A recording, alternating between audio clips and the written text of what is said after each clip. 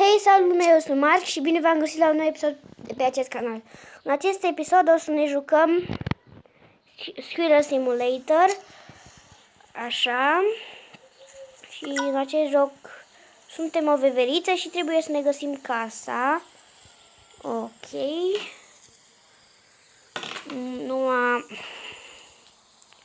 Nu știu unde să găsim casa.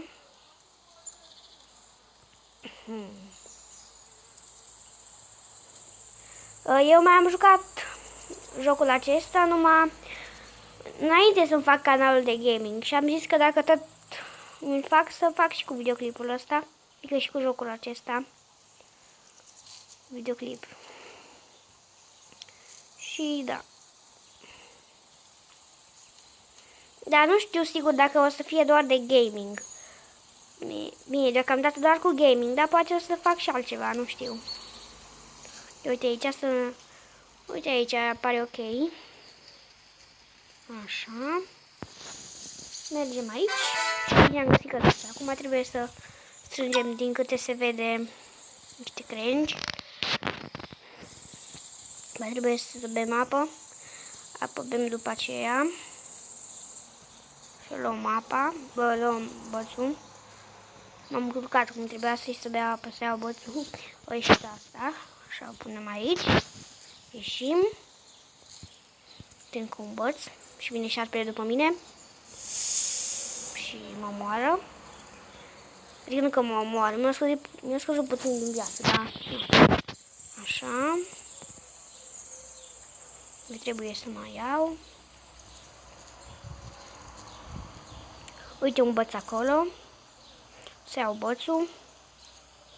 Așa. Să-l duc aici.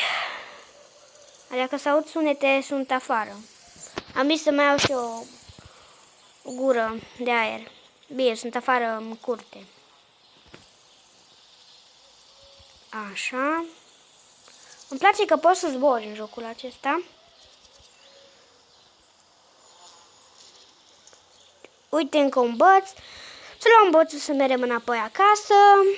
Așa, după aia mergem să căutăm lacul să bem apă. Așa. Haideți să strângem pentru videoclipul acesta 5 like-uri. Putem?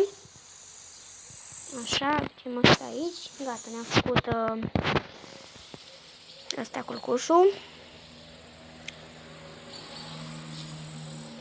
Acum mergem să căutăm lacul să bem apă. Dar nu cred că e foarte departe. Pe aici probabil că e. Așa. Deci chestia cu zborul e cea mai tare chestie a jocul acesta. Acum zic eu, nu știu sigur, dar asta e părerea mea. Uite aici lacul.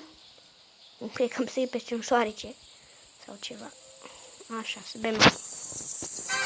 Ok, am făcut misiunea. Îmi place că sunt misiuni în jocul ăsta. Acum trebuie să luăm mâncare, să ducem în scorbură. Asta e ok. Uite altă veveriță. Ce faci, veveriță? Mamă, dacă merge. Ok, în fine. Hai să mai vedem. Îmi place că indică ăsta, casa, gen, indică unde e casa să nu te pierzi, știi? Ok, uite șarpele ăsta nu ne face nimic, super, super tare. Așa, mergem aici frumos, mergem și aici, așa, punem mâncarea, uite, avem deja o grămăjoară. Așa. Uite acolo o ghindă, să luăm ghinda asta. Așa, să vedem și pe ea sus. E 4 de asta, nu știu cum să zic, că nu sună bine 4 mâncare, 4 mâncăruri trebuie să iau. Eu am 2. Te mai luăm o de asta. Nu știu exact ce-i, în fine, ceva fruct de pădure, probabil, nu știu. Din moment ce sunt într-o pădure sau poiană, ceva. Ok. Așa, punem asta aici. Așa, ducem pe asta aici. Așa, mai ne trebuie... Așa, mai trebuie una. Așa. Uite acolo, probabil că e în aia, nu știu sigur, hai să vedem. Da, uite aici o ghindă, de fapt două sau... Cred că era ghinda cealaltă, nu? Da, ghinda era, ok. Hai să luăm pe asta, să o punem și pe ea acolo. Ok, hai să o ducem acolo la vizuină. Ce? Stai, vizuina are vulpea, are scorbură. Așa. Aici și gata. Am făcut și misiunea asta. Acum ce trebuie să facem? Iar să adunăm mâncare, ok? Se pare că mai trebuie să adunăm mâncare. Uite aici încă de asta o ghindă. O ducem și pe asta aici. O punem așa frumos. Plecăm. Așa, venim aici, uite, luăm asta. Așa o luăm. O ducem și pe ea în vizuină. Așa frumos. Iar zic vizuină, tot mă încurc. Dar-i scorbura asta, tot mă încurc. Așa, o ducem pe asta aici. Mai trebuie să luăm. Să un copac și iubi! Așa, frumos. Dacă era o ghindă acolo atunci. Erau două, i-am adus una. Poate mai e una aici. Sau dacă nu mai e. Dar uite, în schimb e acolo. Să te deporta ghinda. Așa. Mergem aici. Frumos, frumos. Facem așa. Venim aici frumos. Mergem în scorbură. No.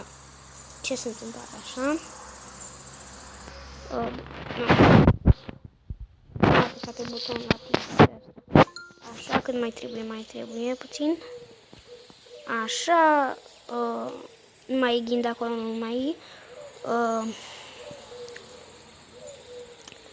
Să mai luăm, dar nu mai văd pe aici mâncare. Uite acolo o ciupercă. Uite aici un șarpe ăsta nu face nimic, nu? Nu. Așa. Mergem aici acum. O ducem la vizuină. Așa.